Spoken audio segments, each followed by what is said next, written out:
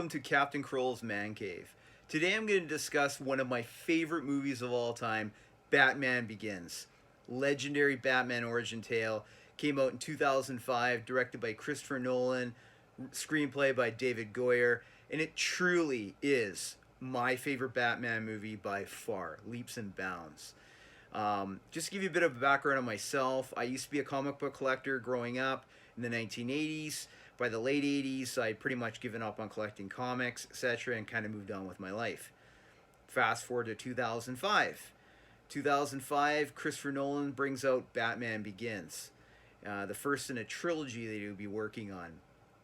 I see this movie in the theaters, and I could not believe my eyes. It was one of the, not only the best Batman movie I've seen, but one of the best movies of all time I've ever seen. It's epic. And it's so well done and so true to the true Batman comic fans, I was blown away. And thanks to that movie, I got back into collecting comics, figures, and well, I've got a whole room dedicated to it now. I put my thanks to Christopher Nolan for that and David Goyer. So let's leap into Batman Begins. Batman Begins pretty much takes place in what I consider to be Batman Year One. You have an origin tale, but it's shown in a different way. They do flashbacks through his past, periodically throughout the movie, which makes it interesting and gives it detail. As we all know, and there's no spoilers here, Batman's origins always been the same. Young Bruce Wayne is a billionaire. His parents, Thomas and Martha Wayne, take him out to the movies. After the movie, they encounter a mugger in an alleyway known as Crime Alley. And unfortunately, the parents are fatally shot right in front of young Bruce Wayne, who's probably about 10 years old at this time. Bruce Wayne witnesses this brutal murder and is forever haunted by this. As he grows up, he ends up deciding to leave college and venture off to Asia, across the world there, where he ends up meeting various mentors, one being Ra's al Ghul, Henri Ducard, and they end up training him in the various styles of martial arts. So he's gone for quite a while. So in this movie, it's interesting. Instead of being at the movies, they make it the sort of an opera setting, which is fine. And he does go off for 7 years, where he meets Henri Ducard, and he trains in various types of martial arts, including ninjutsu, in various styles. It's really cool. But what I like about this Batman movie in particular was it was the first comic book movie of its kind to ever be done and set in the real world. Nobody had ever done this before. The previous Tim Burton movies, and I'll review that at a later time, not a big fan of, unfortunately, they were campy. Even the Superman, Christopher Reeve movies, and a majority of movies were very campy. This is one of the first realistic superhero movies that came out that was set in the real world and really could take place in the real world from a DC Comics perspective. Marvel had pretty much done it already with the first couple Spider-Mans by Sam Raimi and the X-Men series that started in 2000. But this was truly the first DC Comics version that was set in the real world, and it could be set in our world. Gotham City looks a lot like Chicago or New York. I believe they did shoot it in Chicago for this origin tale. The characters are fantastic. Christian Bale is Bruce Wayne, the Batman, and he does a fantastic spot-on job. Michael Caine portrays Alfred Pennyworth, and you have Katie Holmes portraying Rachel Dawes, who has never really been in the comic series. It's kind of a new invention for this movie, or a new character, I should say. And you have Gary Oldman as Detective Jim Gordon, sort of an origin tale for him as well. Other characters you have in this is Jonathan Crane, legendary Scarecrow, and of course Liam Neeson playing Ducard, and potentially another role. I won't give it away if you haven't seen the movie. But they all do bang-up jobs, and a lot of it has to do with the excellent screenplay by David Goyer and Christopher Nolan directing. These two put their heart and soul into this movie and made it a true Batman picture. They went into the Batman comics that we grew up on and did their research, and it paid off. It was truly a homage to the Batman world.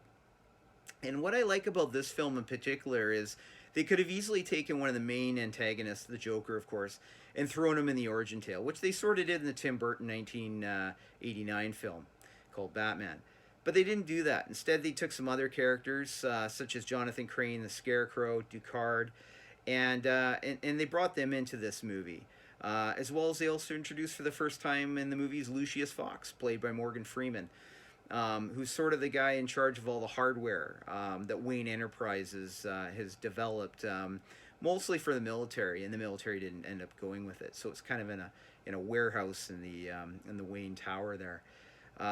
What I liked is it's beautifully shot. Wayne Manor's very nice. The music and the score here is fantastic. Hans Zimmer does a great job. It really goes with the tone of the movie. The settings of course, take place all over the world. You see a different version of Bruce Wayne you've never seen before. You see a young, misguided Bruce Wayne, and some of the mistakes he makes early on. When he does come back to Gotham after all his training, and it's not instantaneous that he comes up with the idea of the Batman. It takes a while, but he does say to Alfred on the plane coming back that he wants to use a symbol. He can't make a difference as Bruce Wayne, but as a symbol he can make a difference. Something dark. And what I thought was really cool is his fear of bats as a kid, and that pays off in this movie, as you'll see. So it's kind of a slow burn, but not really. The movie moves at a really good pace. It's an interesting pace. It never gets dull, never gets boring. But when he does come out as the Batman, oh man, fantastic moment. Really cool. I thought that was excellent, the way he comes out and meets one of the main bad guys, and you see him for the first time in the Batman costume. This Batman costume is fantastic. I know there's some haters out there that don't think Christian Bale's the best Batman. I perhaps do, and that's my opinion. His costume was fantastic. It was a modern take on the Batman, a realistic take on the Batman. The fight scenes were cool, and they made sense because you saw his background, how he was trained. It all kind of came together nicely. Thought it was really good. The pace is perfect. There's not one moment in this movie that's wasted. Every shot in this movie means something, and that's typical of Christopher Nolan. He is a master movie maker, and he's good at what he does. And this really sets a tone for the trilogy, which I'll review at a later time, which would later come out and as The Dark Knight, and then finally The Dark Knight Rises as the final chapter in the trilogy.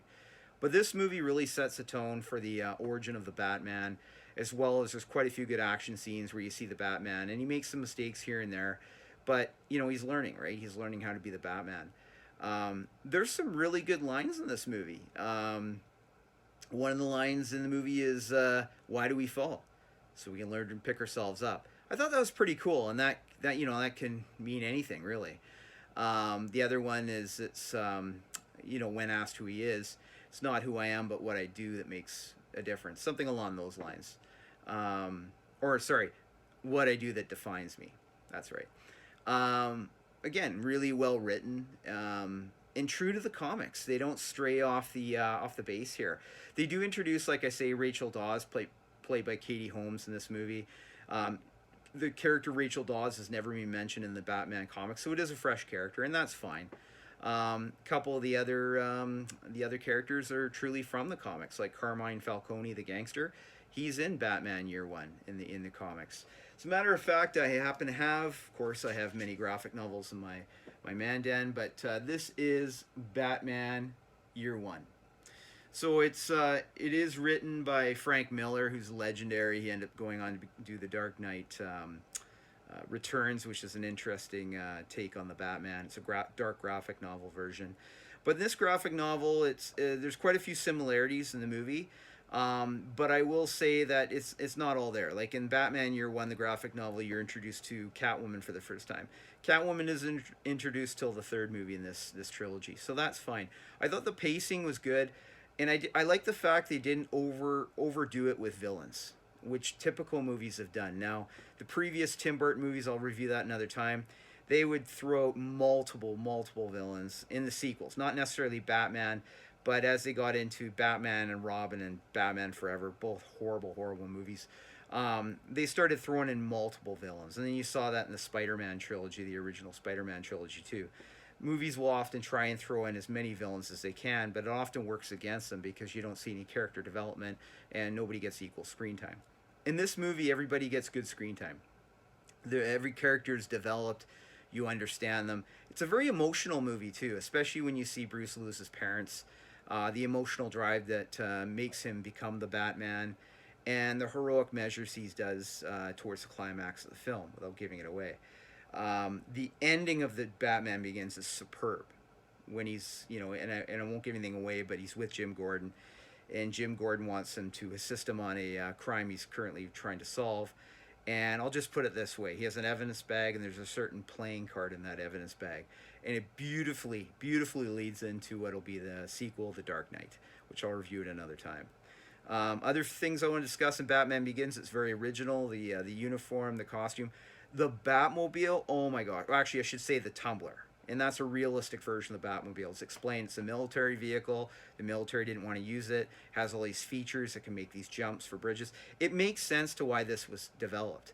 Because you always wonder in the Batman comics or Batman movies, who develops all the stuff for him? So in this movie, it introduces Lucius Fox, who works for Wayne Enterprises, and he's developed numerous items that come in handy for the Batman. So to see the Tumbler enter onto the big screen was super cool. And in The Dark Knight, you'll see it becomes the Bat Pod, and then eventually in The Dark Knight Rises, they have a flying one called the Bat. So it does develop throughout the movies. Really enjoyed this Batman Begins. Similar to my Rocky review, I give this one clearly an 11 out of 10. Batman Begins is a movie I can watch 50, 60, 100 times. It's also one of my treadmill movies, where I can go on the treadmill, run, and get lost in this movie altogether. It is fantastic. If you have never seen Batman Begins, I highly recommend you take the time to see it. You will thank me later.